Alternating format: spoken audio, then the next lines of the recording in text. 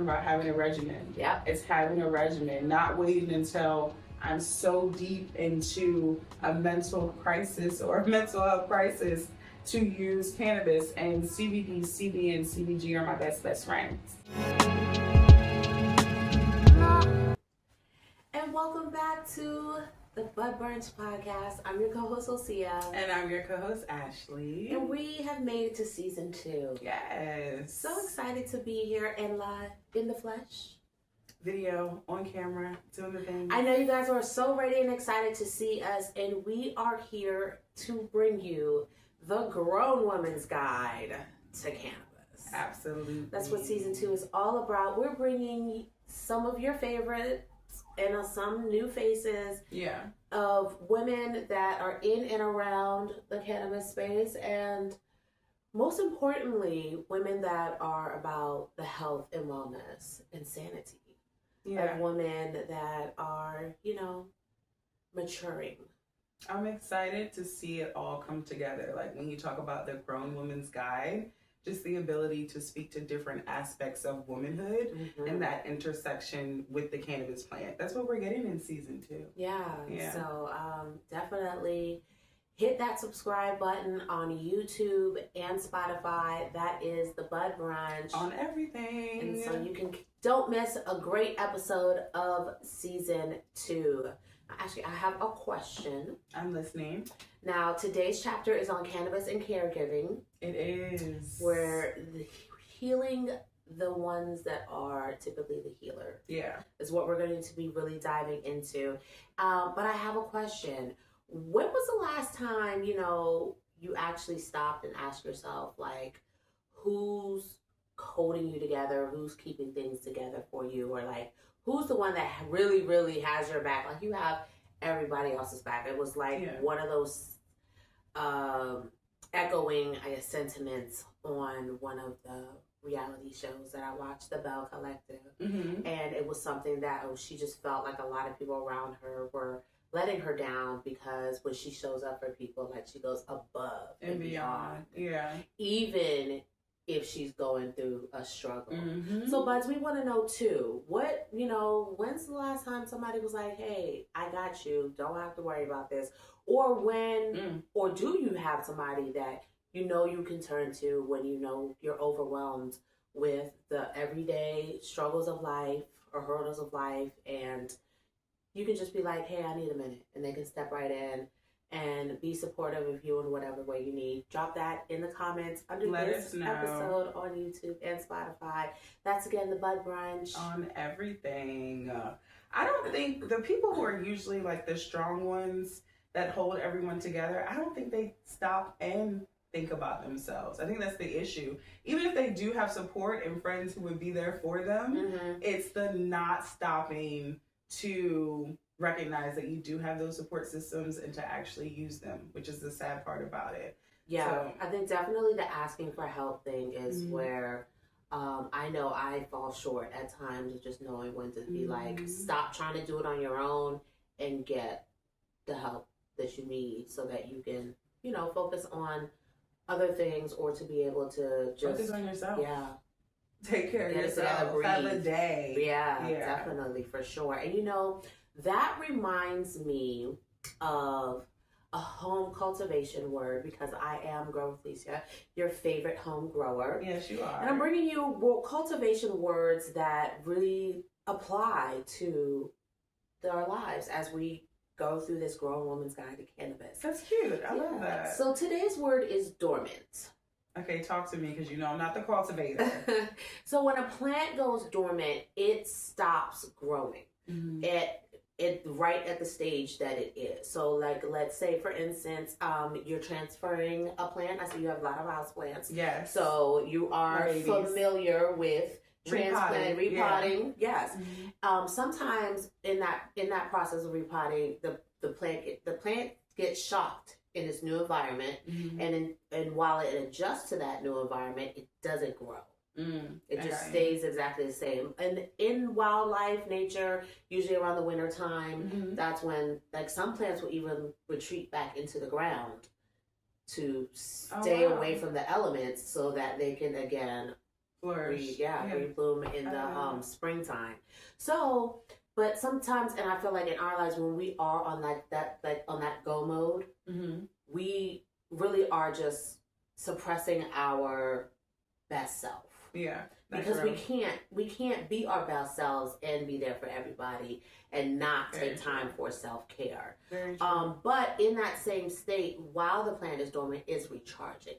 So I feel like sometimes it is a good opportunity to be reflective on what our personal lives, our personal goals are looking like, and seeing like, hey, if something were to come up, am I in the best space to be able to handle this? And if not, what do I need to do to be able to kind of like get back on track? Whether it be like a change of career to allow you to be more flexible with your schedule so you can be a mindful caregiver. Whether, you know, it be a relocation of where you're living to be able to be closer to somebody so you're not driving miles to be able to do that.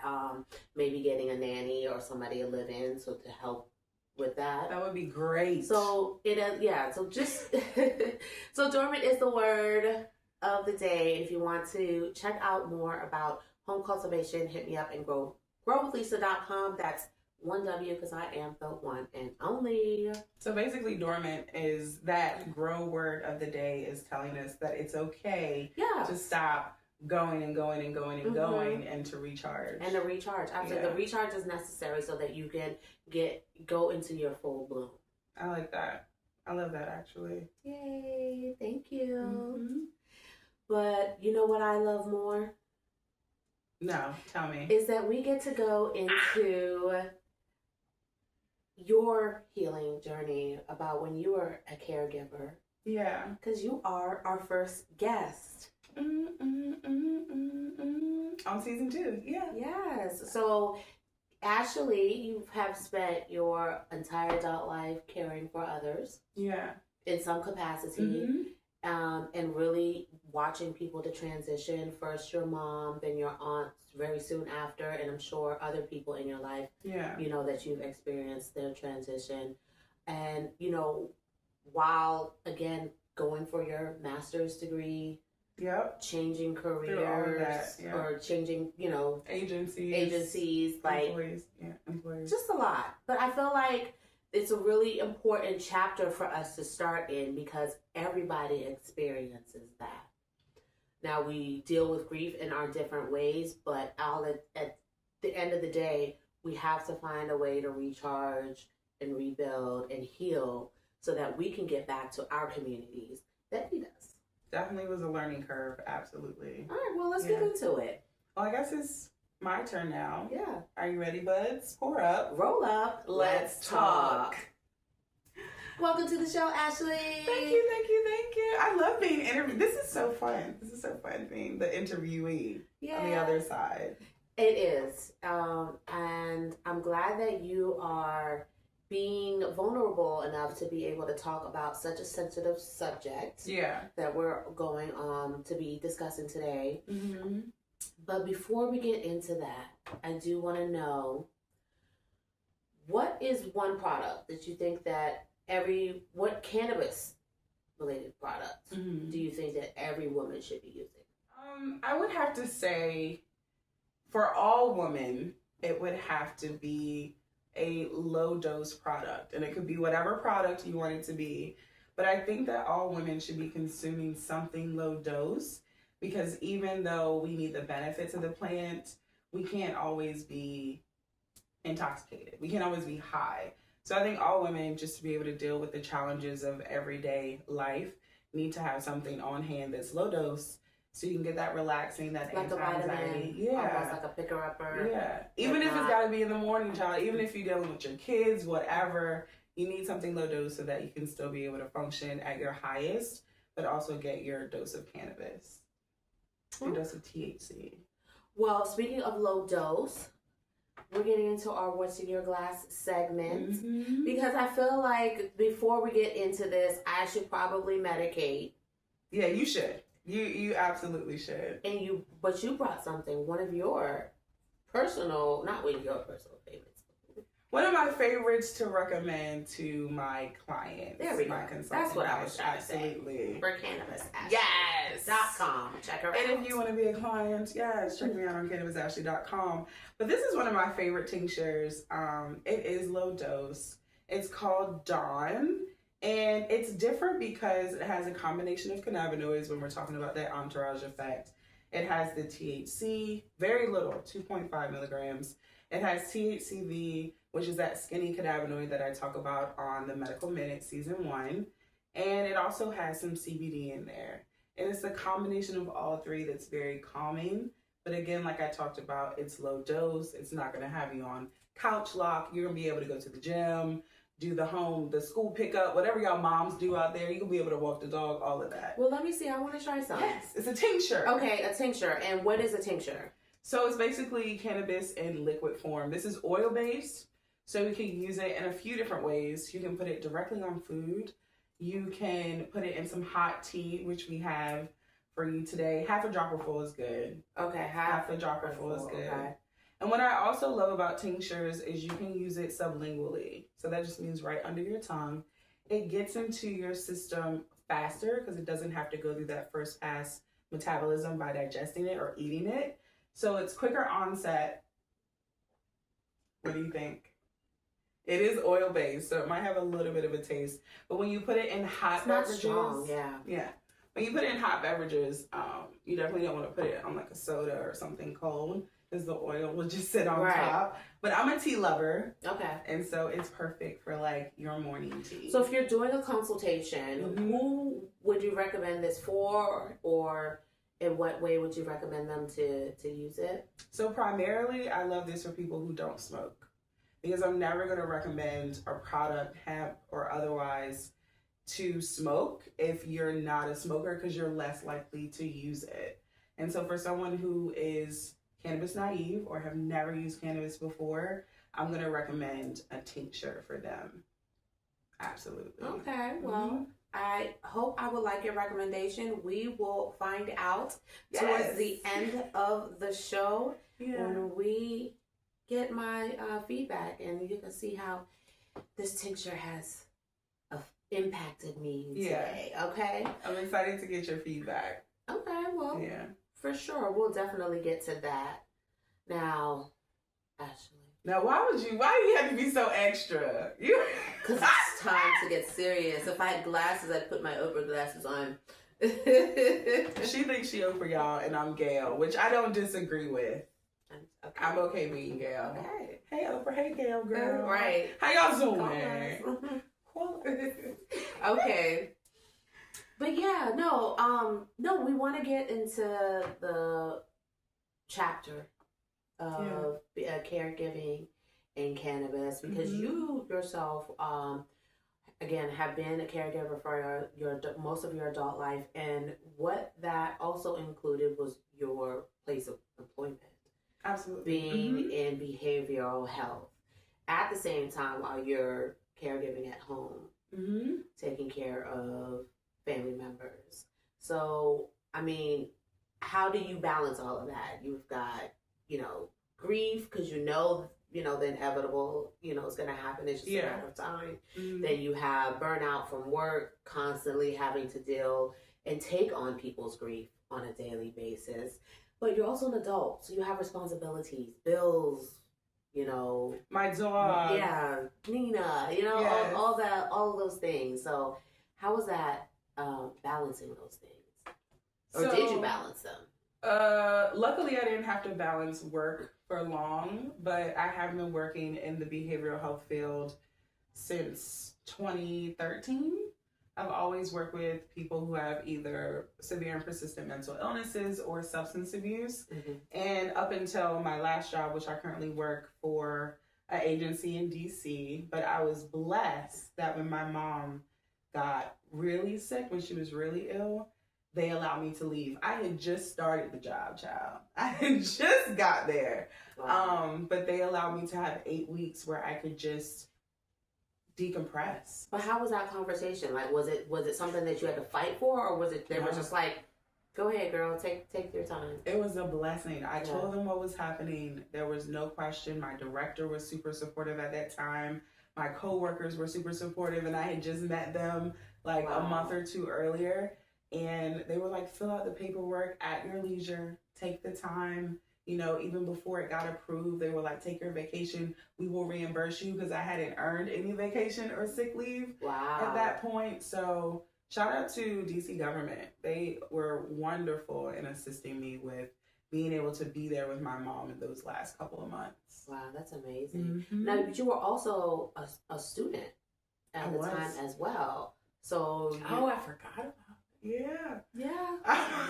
The whole master's program. I was in school going through that as well, working, going to school, being a caregiver. Like, and I know that there were there any challenges in terms of your education? Was that something that you had to put on hold? Like, what did that look like? Well, they did give me an option to, I forgot all about this. They gave me an option to take classes in the summer, but I wouldn't have been able to walk with my classmates. And I had built bonds and friendships with people in that program. So it was really important for me to walk. And also my mom was an educator all her life, from like a secretary all the way to working up at the Board of Education for over 30 years. So I know she would have wanted me to continue and to get that degree. And so it was hard, but I was in the hospital with my laptop, doing work, getting assignments done. My professors worked with me, and I was just able to kind of bang it out. And it just so happened that I graduated Mother's Day weekend. My mom wasn't there to watch me walk across the stage, but I felt like, you know, her energy was definitely in the room, and Absolutely. You were there. Yes, you were there at my graduation, so that was really Well, I kind of missed that, because I know that was something that was really important to you, and not just because you were going through that, but that was something that you had talked about years before you actually got into the program. You're like, I'm gonna go get my degree. I don't know how to pay for it, but I'm gonna get it. And I was like, okay, Ashley, go. Yes. Go fight, win. And you did it, you know, especially, you know, within those circumstances. And I feel like this is why this guide is so important, to really show people that you can do it. And I feel like that's also important to know that you could have postponed it, but you had a goal, and you were going to meet that goal no matter what. And you did do it. So it's very, very possible for you to be going through grief and continuing towards your goals with support. Yeah, absolutely. Like with my friends, with you, definitely. I was so supportive with my family, and with the support of my professors. Like all of that combined, if I didn't have that support system, there's no way I would have made it through watching my mom, you know, decline and still be able to sit there and do assignments and be talking to her, you know, as I'm doing the assignments too. So that support system was so important for me. Yeah, and having the time off of work and still being able to support yourself through the benefits that you had there. Pay these bills. Hey, the bills don't stop. Yeah, and I know that, so definitely having that support system, and it was great. I feel like. Yeah, thank you. And I remember, like, and this is a blessing too, I know this is not very common, but I remember my parents, for the month of November, they were just like, don't worry about your bills. We got it covered. So that was a blessing too, just being able to have family that can offer that to you. It took some stress off of me as well, so. But it didn't just end there, you know, in terms of you got your degree, and then, but instead of being able to like be in that moment, you know, you then had your aunt come back to back with first now losing your mom, then losing your aunt right around Christmas time, holiday season. Yes. And just having that special moment with your mom that you shared with us about in season 1, where she left you the note. She did. Girl, I'm just looking at the spot that she was laying at the night that we came back. But yeah, we went on a trip to Philly. Like, she randomly called me one day and she was just like, Ashley, I want to go to Philly. Get us some tickets. I want to go to Philly. So we got on the train, because she loved the train child. and went up to Philly for like a little overnight trip. We did the little night tour, went to the Rocky Stairs, didn't walk up them, but we went and put our foot on the first step. But when we came back, she was an early riser and I was knocked out. So she wrote me a little note and she was like, really enjoyed my visit. Until next time, love, Mom. And that's the note right here on the table. And I don't know why, but I never threw it away. I kept it. And it would end up being the last time that she got to visit me and the last trip that we went over. And then on Mother's Day the following year, I actually got the note tattooed on my wrist. So I always get to carry it with me. And the tattoo artist, when I did it, he was like, this is upside down, right? Like it's upside down, you can't read it. But when I lift up my hand, I can read it and it's right side up. So I get to carry that with her, carry it with me, a little piece of her. And are there any family traditions now through the holiday seasons to kind of keep their energy alive at the home? Well, my mom and my aunt were both matriarchs. And so all of the holiday seasons kind of revolved around them. And you know how they say, like, when the elders pass, it's up to us to continue on those traditions. So I think, losing her a week before Christmas and then losing my aunt the following year a week before Christmas, it's like they had to be alike. They was best friends. They had to do everything. But we just haven't even gotten to the new tradition swing because we haven't really celebrated Christmas traditionally in the last 2 years because we've been dealing with death. So this will be the first year I feel like I will actually get to grieve because prayerfully nobody passes away. Right. But this is the first year that there will be calmness and stillness around the holidays. Mm-hmm. And so the new tradition will probably be ordering some takeout with my dad and, listening to some Christmas carols. And we'll see. We'll see what Christmas brings this year. Okay. Yeah. Well, I know that whatever it is you do, that as long as you're around family, that you'll definitely feel their spirit around you. Yeah. But because you are now this cannabis science, pharmaceuticals, I always say it wrong. Masters of Science in Medical Cannabis Science and Therapeutics from the University of Maryland, Baltimore School why you have that. Of Pharmacy. Yes. In that, I'm sure at some point you were like, here's some weed, Mom, or, here's some weed, Auntie. I need you to take this. How was that trying to share that with? Were they open to it? Not really. I feel like sometimes people look at cannabis at the last minute when really it's a regular regimen that is the most beneficial. But my mom was 70 when she died. My aunt was 69 when she died. These are people who have been witness to the war on drugs. And so everything about cannabis is wrong. Yeah. It's illegal, which federally it still is.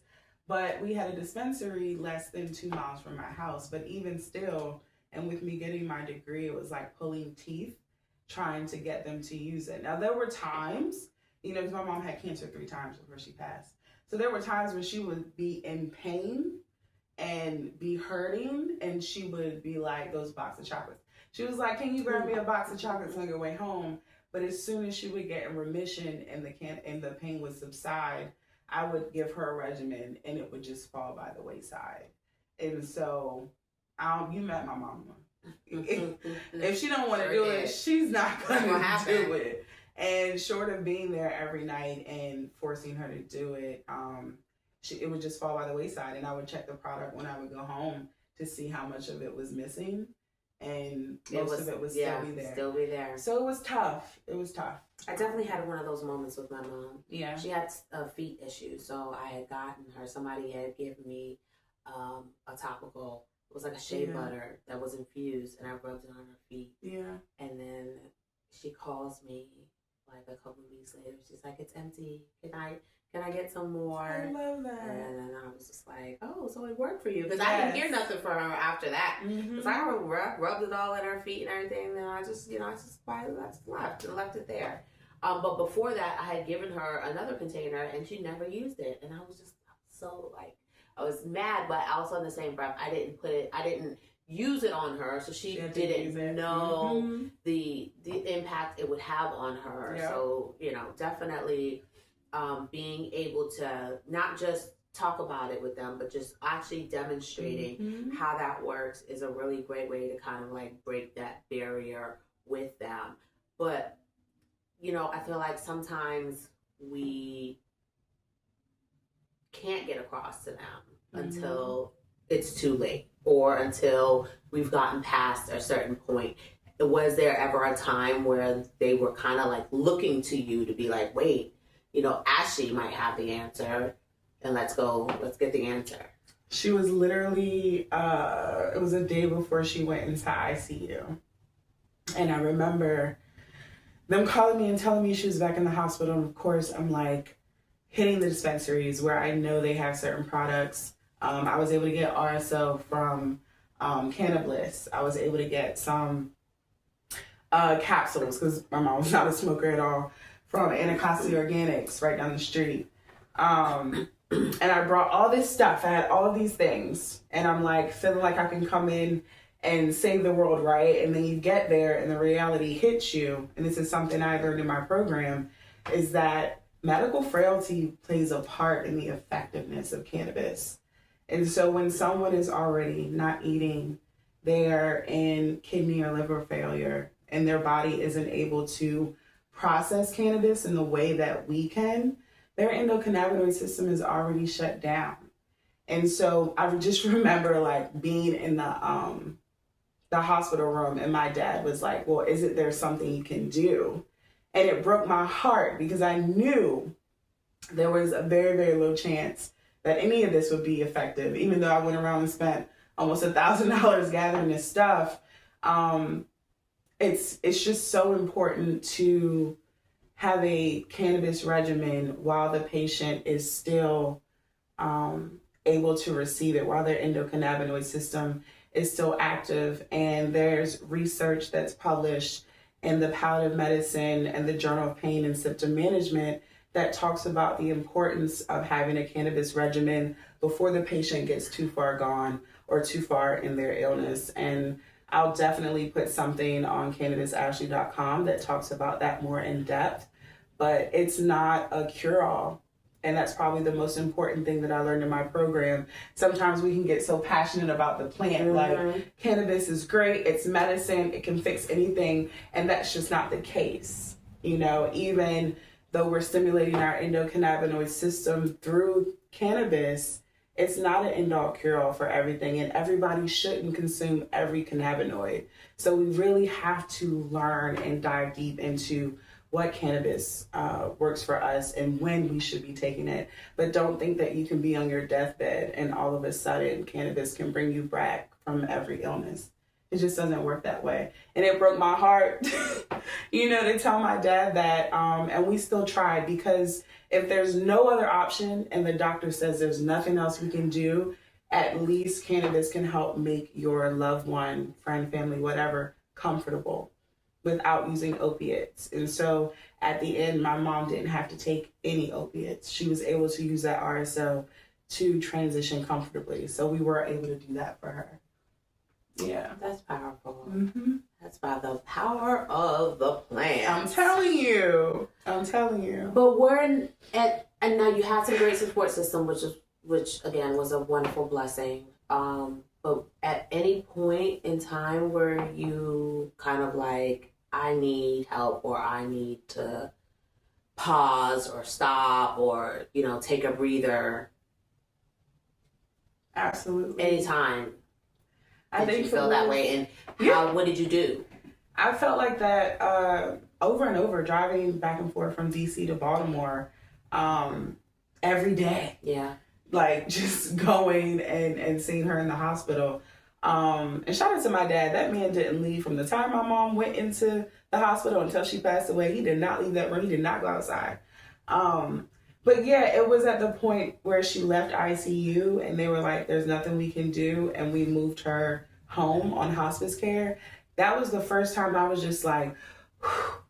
Like I felt like we know what's going to happen now, right? You come to the realization and then you actually start to grieve the person before they even pass. Because their spirit leaves at some point before their body stops or ceases to exist. So it was at that point that it kind of hit me like a ton of bricks, like, you're about to lose your mama, you know? And so I reached for some of the CBD that I had gotten for her. I was like, let me reach into this little pouch of magic. And yeah, it hit me. I was able to take the CBD capsules. I took them daily. And the anxiety that I felt taking her home on hospice had subsided so much once that CBD kicked in. It was just like, you're still surrounded by family and everybody's asking a million questions, all the texts and the phone calls, but you're just able to digest it all by using cannabis better than if I had just been out here raw dogging life. Like, shout out, like you said, the power of the plant. Yes, because that's really powerful. Because I know I have definitely dealt with a lot of grief with back-to-back passes, and that was definitely one of my issues, was to be able to trust people. I think trust was a big factor that kind of escaped me. Nobody was trustworthy, and just learning how to ask for help. Yeah, that was very, very the two things that definitely escaped me during that time, and just made it very, very challenging to be able to process the grief in a healthy way, because it's still processing. It's just not going out the way that it should. Yeah. But shout out to the support systems and the people out there that show up for you in your time of grief, because that's so important.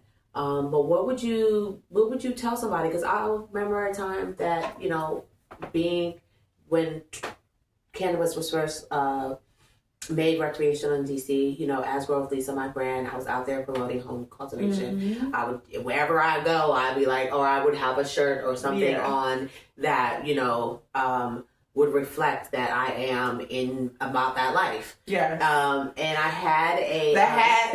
Great. Yes. The dance. I was very heavy into like the dance fitness, so we had a great community gathering in the local library, and our instructor had gotten cancer. And so, once, I heard that, I was like, oh, there's weed for that. And she was just like, oh, no, I'm okay. My doctors had me on, other stuff. I can't really mess with that pretty much. But, she did finally come back. But it was literally days before she ended up passing away. Trying to, just as we were talking about, like that, being medically fragile. So what can we tell the people, like a strong message that will hopefully resonate with them, and how they should treat cannabis treatments when it comes to somebody who can become terminally ill? When you're talking about terminal illness, it's something that ends in death. A lot of cannabis is used in comfort care, but I want to speak specifically to cancer, because my mom and my aunt both died of cancer. A lot of people know about RSO, the Rick Simpson oil. It's something that in high doses has been proven to be effective. There is research out there, not for all types of cancer. That's an important caveat. It's certain types of cancer, but if you even know, like we get our genetic markers checked, if you even know, if there are people who have cancer in your family, you need to be starting a cannabis regimen. Everybody really does, but especially if you know that there are terminal illnesses like certain types of cancer. And I would just say to your friend or the instructor, the doctor was not on her side, because there's so much research to CIMV, which is the cannabis-induced nausea and vomiting. So you can absolutely be on cancer medication and still use cannabis. Now, there are certain things that you may have to do depending on which cannabis medication you're taking, the timing of your dose of cannabis, the type of cannabis you can use. But get a second opinion. If your doctor is telling you that because you're a cancer patient you cannot use cannabis, get a second opinion. Go to a medical provider who's abreast of cannabis and traditional medicine, because what the program that I'm in does, right, because you have less than 6% of medical programs that even mention the endocannabinoid system. But then you go to the dispensary, which should be the experts on cannabis. But the doctors don't know about cannabis, right, and the bud tenders don't know about the body. And so our program was meant to bridge the gap with cannabis pharmacology. And so find someone who went through my program. There's so many other programs like it, but you want to talk to somebody that knows about both cannabis and pharmacology so that they can bridge that gap between your provider and the cannabis experts that are at your dispensary. She's the real deal, folks. And if you can't find anybody, just make sure you hit her up at cannabisashley.com. You absolutely can. And everything that I talk about is evidence-based. Like I tell people, I don't know all the answers, but I definitely know where to find them. And I think the most important thing that I learned in my program was how to find, read, evaluate, and apply science. Scientific literature is so important because research is ever evolving. And so you have to stay on top of what's coming down the pipeline. And it's literally new information coming out every day. And so, yeah. Find a provider. That was the takeaway. Find someone who is educated in cannabis medicine, cannabis pharmacology specifically. Nice. Yeah. Okay. And so what type of advice would you give to your younger self about grief? Let's say 20-year-old Ashley about to What you mean? I'm only 21. What you talking about? No, I'm just kidding. What would you tell young little innocent Ashley before she leapt into the world of behavioral health and eventually caregiver and eventually cannabis science and pharmaceutical major? Master's. Yeah. Mm-hmm. What would I tell 21-year-old Ashley? What would I tell myself just 3 short years ago?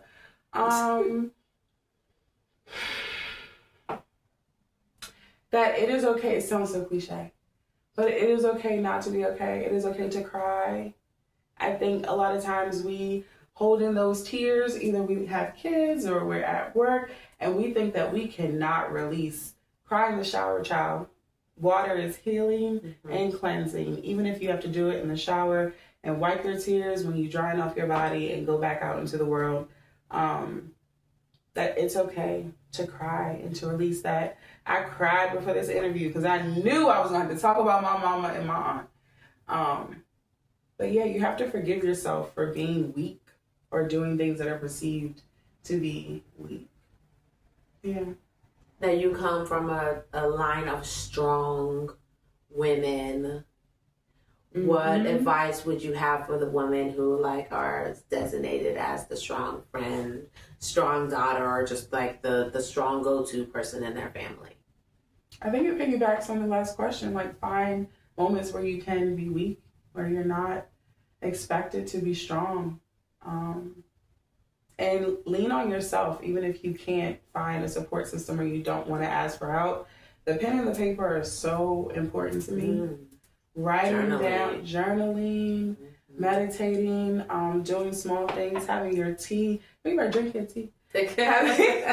having small moments of just my mornings are just tea on the balcony with my dog. Find joy in those small things. Even a ride alone without your kids in the car after you drop them off. Find joy in that moment and sit in silence and talk to God. Whatever God you subscribe to. Talk to your ancestors. I feel like we don't, and that's something I try to teach my daughters and my nieces. I mean, my kids in general, because my son needs to know that too. Yeah. But just learning how to be with yourself and to enjoying your own company. Because I feel like a lot of the times grief kind of gets on top of loneliness.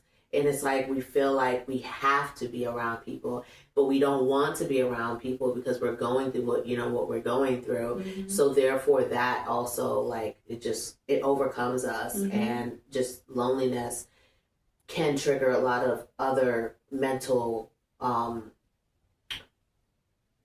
things that aren't not necessarily helpful in the grieving process. So learning how to find activities to do by yourself, like a puzzle, drawing, painting. Ashley has a beautiful keyboard, play your music. Yeah.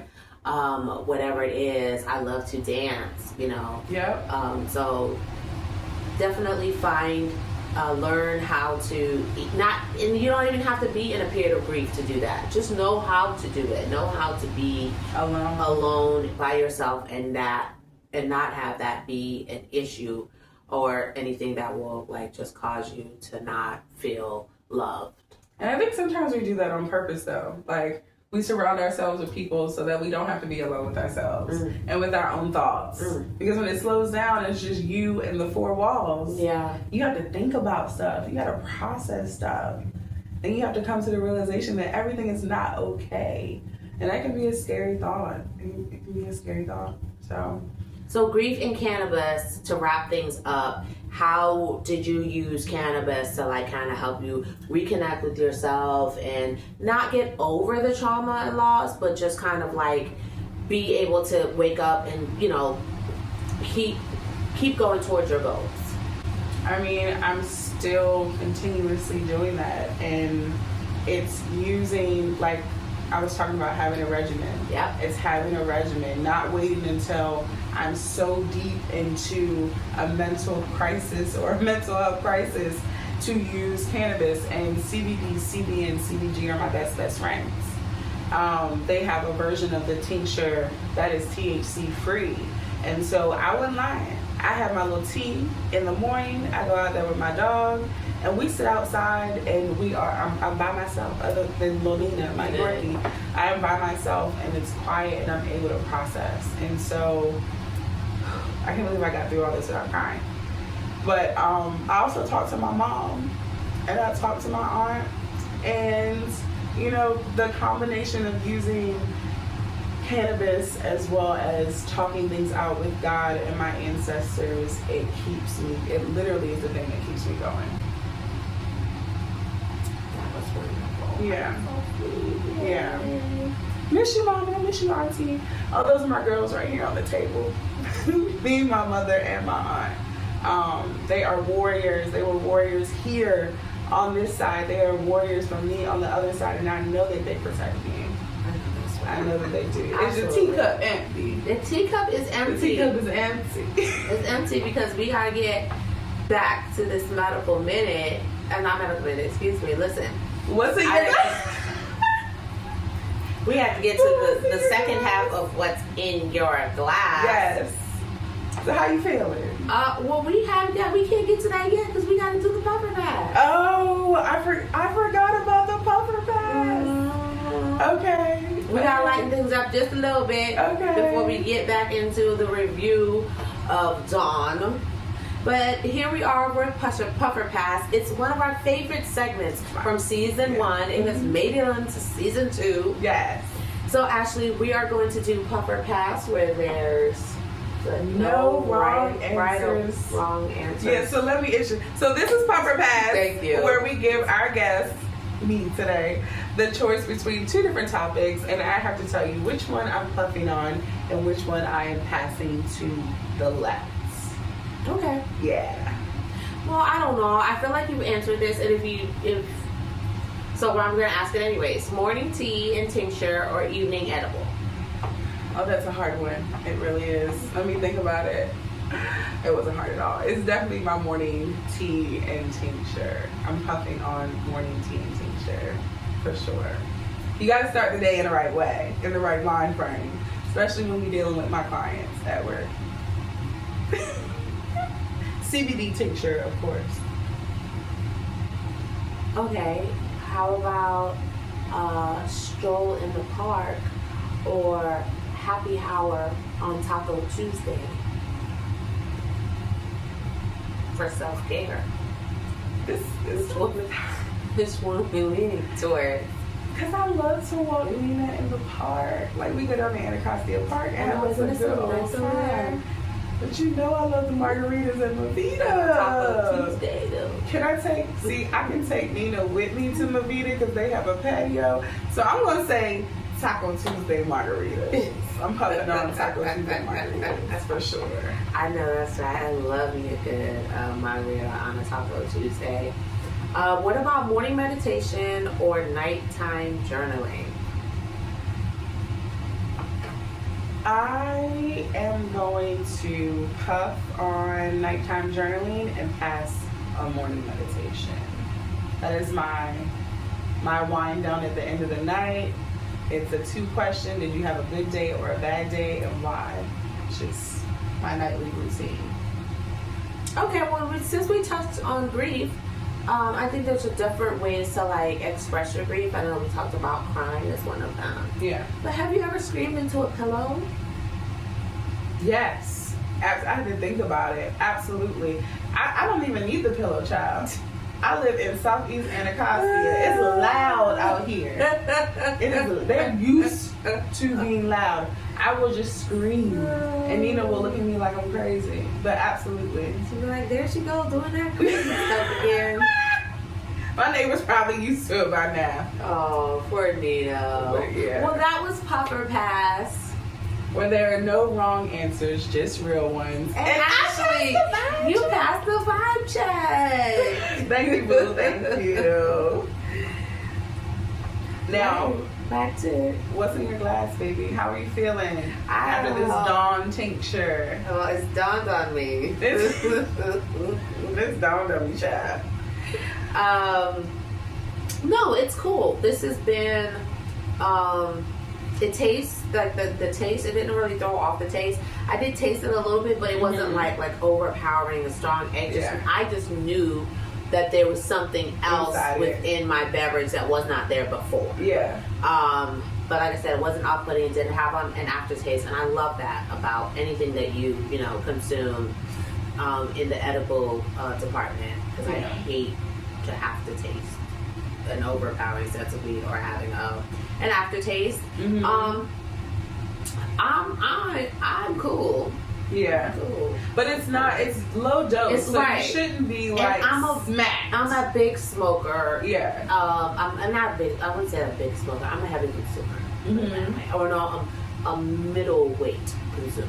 Okay, she had to change. Right, because I don't know. I want nobody pulling up talking about some Bro Diesel. Come on. And be like, wow, I thought you was a heavyweight. No, slow down, okay? But as Ashley said, something that will get you through the day, right? I don't need to be heavily intoxicated. So, like, yeah, when it comes to the senior meeting at my kid's school about why, he's doing what he's doing, that's something I might need to go into the meeting to like that PTAD keep me cool. Exactly.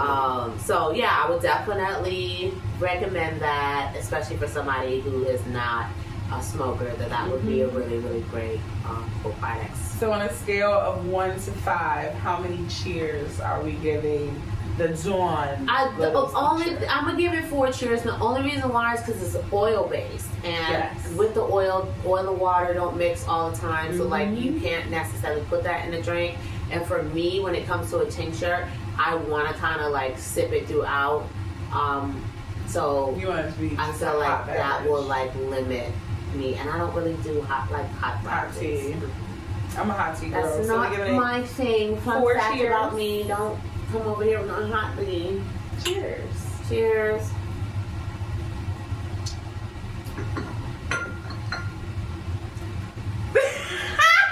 Why are you making that face? Because I think it's like the pulp from from the pineapple. Okay. Sorry about that, guys. But thank you, Ashley, for opening up today and being vulnerable. Of course. And I just want to say I'm proud of you for making it through this interview. I know that this was a very, very sensitive subject for you, and for you to be able to share with us all that insight about your experience through the grief with your mom, losing your mom and your aunt, especially during this holiday season. Big up to you and your family as you go through this time. Thank you. So you dropped some knowledge on us, and I think the people probably want to be able to get some more knowledge. Where is it that they can get this knowledge from you? Yes. So if you are interested in one-on-one consulting, where I help clients find out the best cannabis regimen for them, or consume cannabis confidently, as I like to say, or if you're into like a group workshop for your family, your friends, co-workers, colleagues, you can reach me at Cannabis Ashley, that's Cannabis ASHLEY.com, and book a discovery call with me.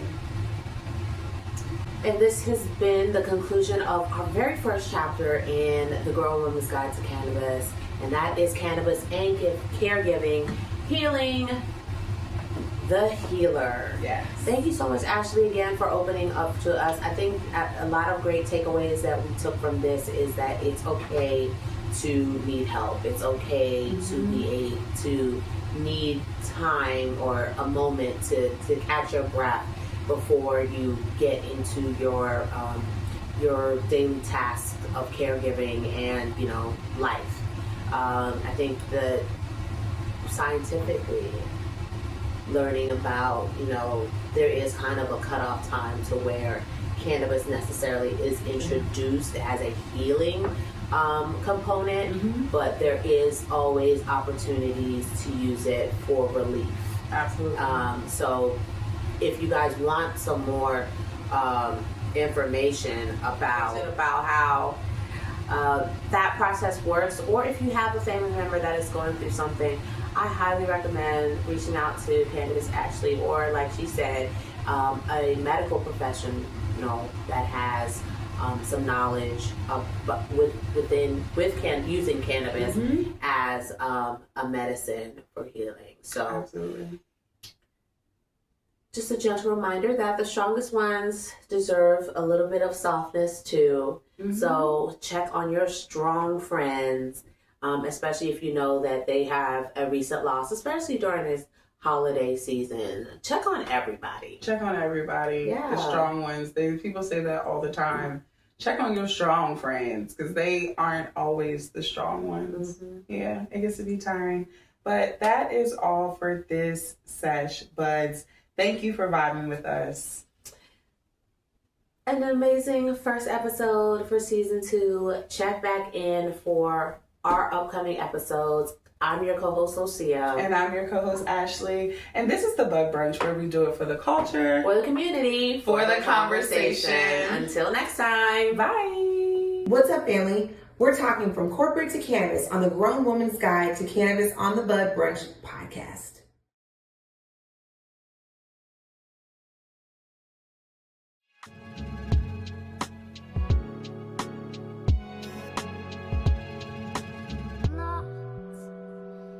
Nie znałam i nie znałam i nie znałam